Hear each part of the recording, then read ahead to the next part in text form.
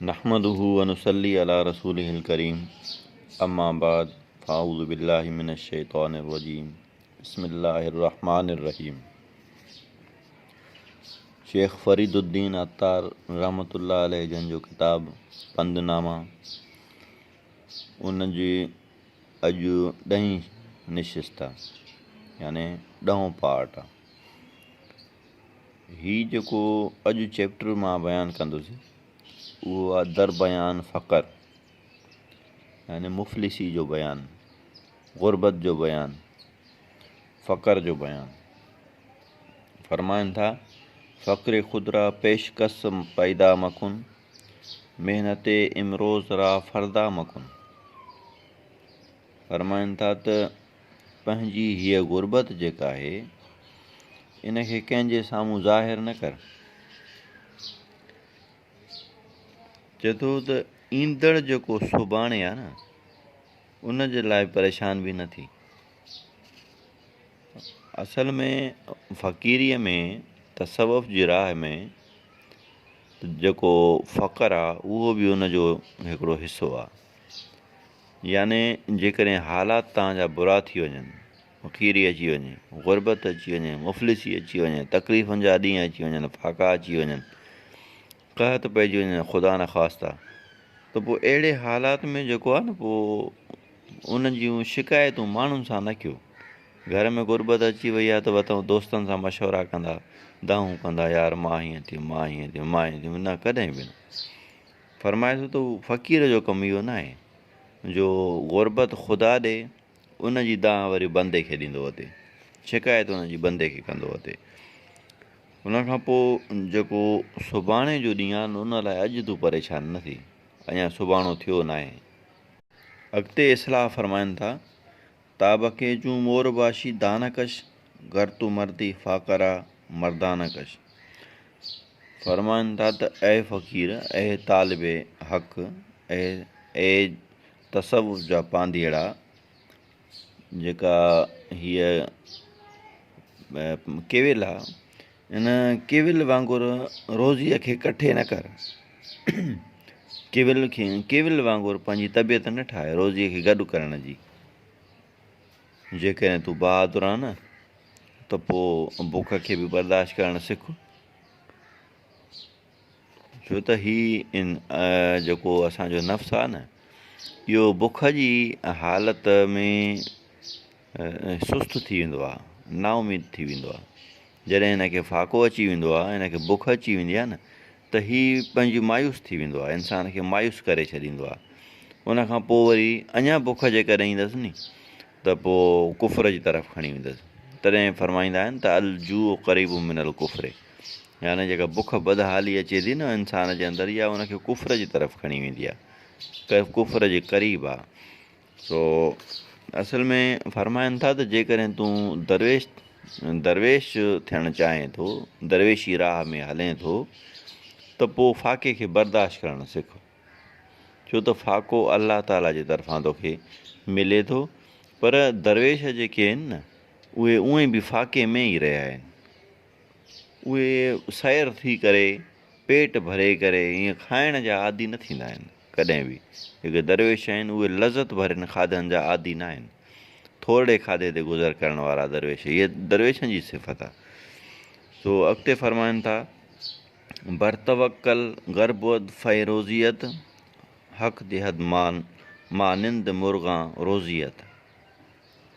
फरमाइनि था त जेकॾहिं न तूं हक़ीक़ी माना में मुतवक्किल आहे, तवक्कल कंदड़ आहे, त अलाह ताला जीअं पखियुनि खे रोज़ी रसाए थो न तोखे बि ईअं पंहिंजो पाण रोज़ीअ जो ज़रियो ठाहे ॾींदो।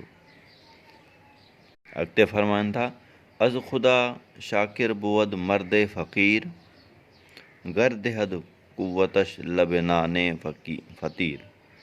फरमाइनि था त जेको दरवेश आहे न, जेको फ़क़ीर आहे न, उहो अलाह ताला जी ज़ात ते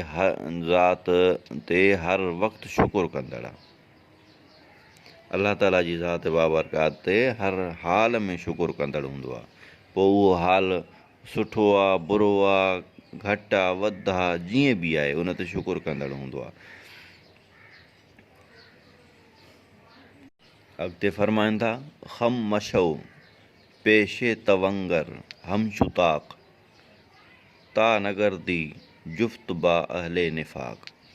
फ़रमाइनि था त जेकॾहिं तूं चाहीं थो त तुंहिंजो शुमार मुनाफ़िक़नि में न थिए, फ़रमाईंदा जेकॾहिं तूं चाहींदो त तुंहिंजो शुमार मुनाफ़िक़नि में न थिए त मालदार जे अॻियां ईअं महिराब वांगुरु कुॿो थी न बीह रह,